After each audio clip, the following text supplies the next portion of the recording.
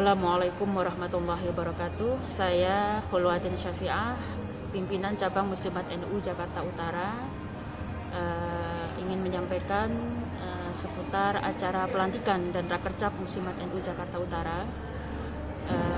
Hari ini kami melaksanakan pelantikan karena memang sesuai dengan SK yang diberikan kepada kami Januari, memberikan amanah kepada kami.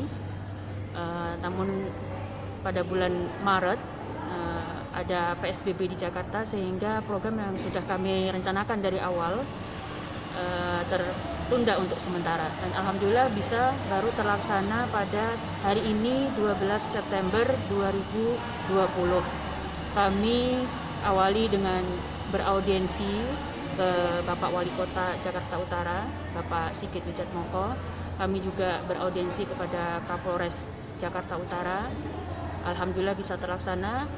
Tujuan diadakannya Rakercap Muslimat NU Jakarta Utara ini yang pertama adalah untuk konsolidasi, karena memang selama masa pandemi ini ruang koordinasi kami sangat terbatas, sulit untuk ketemu. Kemudian yang kedua adalah untuk merumuskan program-program Muslimat NU Jakarta Utara ke depannya. Dan yang tidak kalah pentingnya adalah merumuskan langkah dan strategi bagaimana Muslimat NU Jakarta Utara menyiapkan program dan bagaimana mengeksekusi program itu di lapangan, tapi disesuaikan dengan situasi yang seperti ini, situasi yang buka tutup di masa pandemi seperti ini. Ini menjadi tantangan tersendiri bagi kami. Nah, Muslimat NU Jakarta Utara sendiri mencanangkan sebuah visi bagaimana Muslimat NU Jakarta Utara itu menjadi Muslimat NU yang mandiri, yang manfaat dan mengakar. Mandiri maksudnya kita bertumpu kepada kemampuan sendiri. Nah, itu kita mulai dengan menggerakkan koin NU. Kita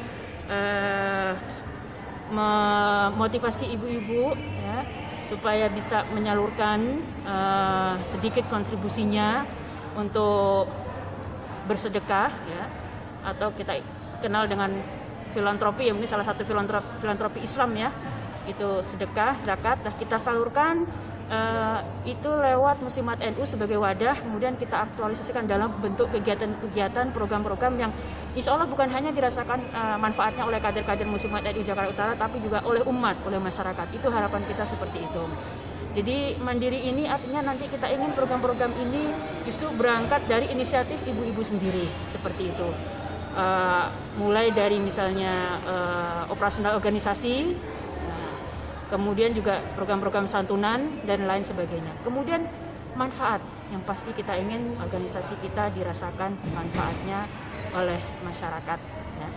Baik karena kami mempunyai banyak bidang seperti bidang pendidikan dan pelatihan, ada juga bidang organisasi dan pemberdayaan anggota, bidang ekonomi, bidang sosial budaya, dakwah dan pengembangan masyarakat, dan bidang-bidang yang lain. Itu semuanya kita akan terjemahkan, bagaimana visi itu kita terjemahkan dalam bentuk program yang nantinya akan betul-betul dirasakan manfaatnya oleh masyarakat. Dan yang terakhir adalah mengakar.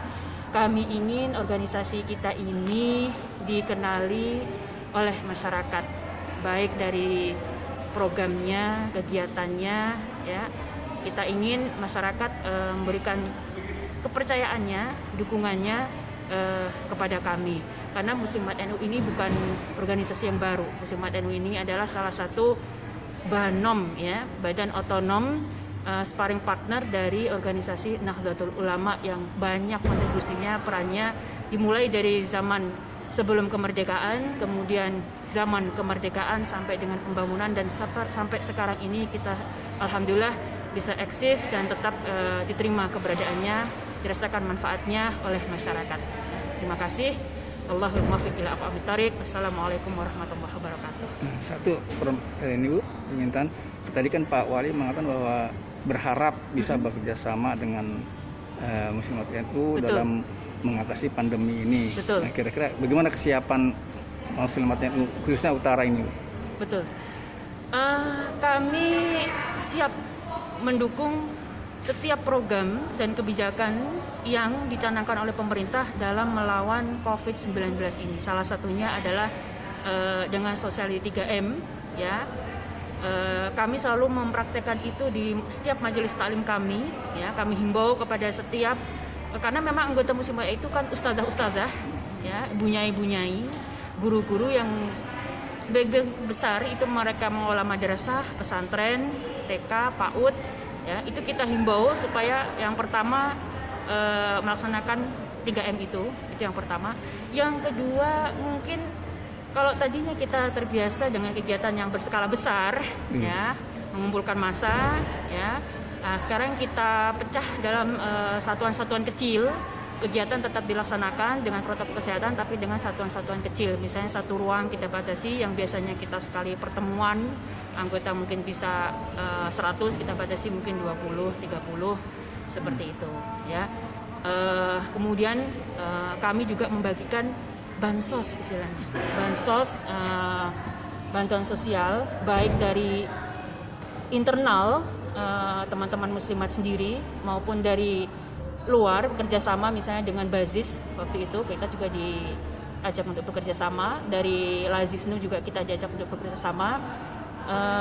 Kita bagikan kepada warga yang terdampak COVID ini, dan yang pasti penyuluhan, karena memang anggota kami kebanyakan adalah ustadzah-ustadzah, ya. Kami siap kalau misalnya diminta oleh Bapak Wali atau siapapun gitu, ya, pemerintah kota untuk menggandeng para ustadzah kami sangat siap untuk memberikan edukasi tentang pentingnya, ya, menjaga kesehatan, pentingnya 3M dalam kondisi seperti ini, ya, sesuai dengan apa yang diajarkan oleh agama kita.